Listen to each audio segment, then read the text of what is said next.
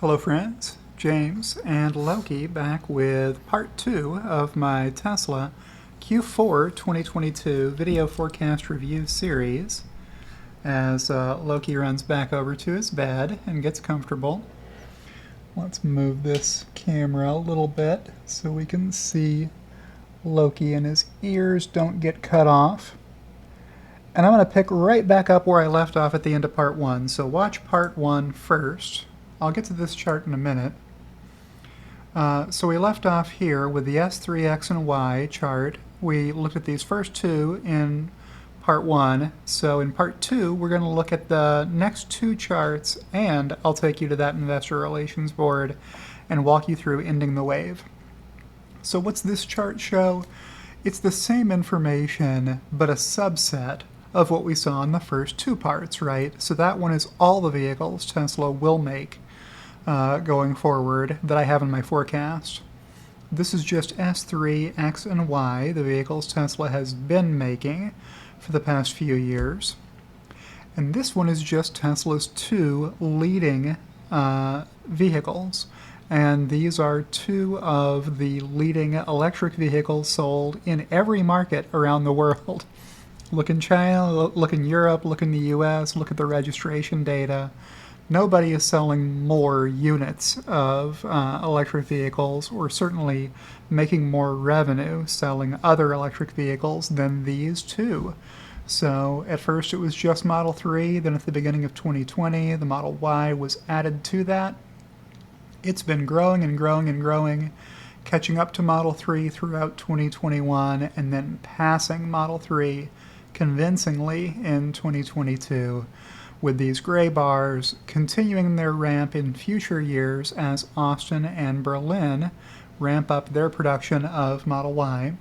And Fremont, pardon me, that's better. Fremont and Model Y continue selling more and more Model 3s as time goes by. Okay, so that's that chart. This is the last chart we'll look at from my forecast thread in this video. Tesla quarterly production and deliveries. So what's the red line? That's production. How many vehicles did Tesla make during each of these quarters? What's the dotted white line? That's deliveries. It's telling you how many vehicles Tesla delivered during that quarter. So there has been a very close relationship between these two most quarters throughout Tesla's history, at least at this scale. They look really close. Some little disconnects that looked really big at the time, like Q1 2019.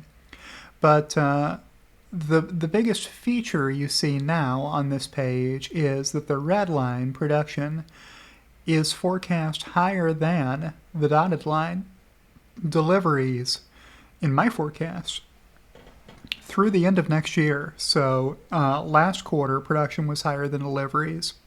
And I expect that to again be true every quarter for the next 5 quarters, beginning with Q4 of 2022. Now, why would I expect production to suddenly be more than deliveries every quarter for a long time into the future? Now, I'm not guaranteeing that it will happen that way. I'm telling you that's what's in my forecast right now. And I made a couple of videos about ending the wave before Tesla reported Q3 earnings to explain what ending the wave was.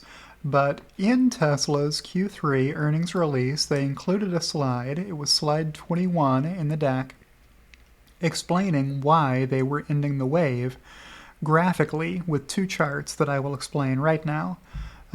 This is an aside from my forecast, but I think it's important to understanding why you see this red line higher than this dotted line on this chart, which was in my forecast. And I haven't explained it before, so I'll do that now. What does back-end loaded mean? The title of the chart, back-end loaded vehicle deliveries versus smooth deliveries, impact on vehicles in transit. Okay. The wave was quite simply an effort to deliver as many of the vehicles produced in any quarter before the end of that quarter. How do you do that? Well, Some of your orders are going to take a long time to get where they're going, and some of your orders are not going to take very long to get to their buyers, depending on how far away the buyer is from the site where their vehicle was produced.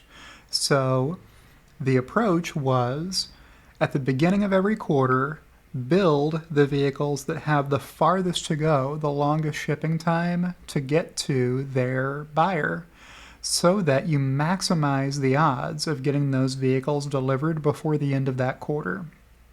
Then, in the middle of the quarter, you make the cars that have a medium amount of shipping time required to get where they're going. And then at the very end of every quarter, you produce the vehicles that have the shortest trip to get to their new owners. To the extreme that the Fremont factory would have events on the last day of the quarter where local buyers would drive to the factory and pick up their new vehicle, which was produced literally earlier that same day at the Fremont factory, right? That's how you deliver as many as possible so that you have as low an ending inventory of finished goods as possible. What's that do? It's good for your financials to have less vehicles in ending inventory because you get to monetize the revenues and the profits from as many of the vehicles as you produce that quarter as possible. What's bad about that? Let's look at the chart and see. So this blue line shows you hypothetical weekly delivery patterns. So if you've delivered as many as possible before the end of the previous quarter, then you don't have very many at delivery centers to be delivered early in a quarter. So your delivery teams have very little work to do delivering vehicles that early in the quarter. Then as the quarter progresses, you get to the third month of the quarter, that team is suddenly very busy, having lots of vehicles to deliver. And this was globally, like around the world, all of the delivery teams would be slow in the first month of the quarter and frenetic paced at the end of the quarter, working long hours trying to get all those deliveries made. So Tesla was paying overtime to those hourly workers. They were paying expedite fees trying to get the however expensive the shipping was required to get those vehicles to their delivery center before the end of the quarter. So unnecessary expense, really, to try to expedite those vehicles to their buyers before the quarter ends. Just an arbitrary date at the end of the quarter that defines Tesla's reporting period for their financial statements. So this is the wave. You can see it on this chart. What's it look like in terms of resulting number of vehicles in transit? Well, you've got a lot of vehicles in transit in the middle of the quarter, and then at the end of the quarter you have very few vehicles in transit because they've gotten to where they're going. So this works okay when there aren't lots of vehicles to sell, but the more you ramp up production, the more vehicles you're producing per week, the more impossible it becomes to try to hold this ending inventory number down because you can't keep it up, right? It gets very expensive to pay all that overtime, to pay all that expedited shipping cost. What's a smarter way of doing it? Well, at some point you need to transition away from the wave. Tesla is telling us they are doing that transition now, beginning from Q3 and running through, I think, all of next year. They'll be transitioning away from the wave to something more like what this red line shows, a consistently growing, but never too high and never too low number of deliveries per week and number of vehicles in transit. This is going to make the ending inventory balances higher. The ending inventory of finished goods, products available for sale, will be higher, but that's what you want to do to optimize the cost per vehicle, right? Get that overtime cost out, get that expedite shipping cost out, and your total cost to deliver every vehicle comes down and stays down, which improves your operating margins, your gross margins, and ultimately your profitability. So that's ending the wave, and that's my video for this week. That's part 2, so I will quickly outro and say if you've liked this video, don't forget to click the like button to let the YouTube algorithm know that this is a video worth watching. If you're not subscribed to my channel, subscribe and click the notification bell to get alerts when I publish fresh content, and a thank you to everyone who supports me, especially Kathy Kitchler and Halter Ferguson Financial, and I'll see you in the next one.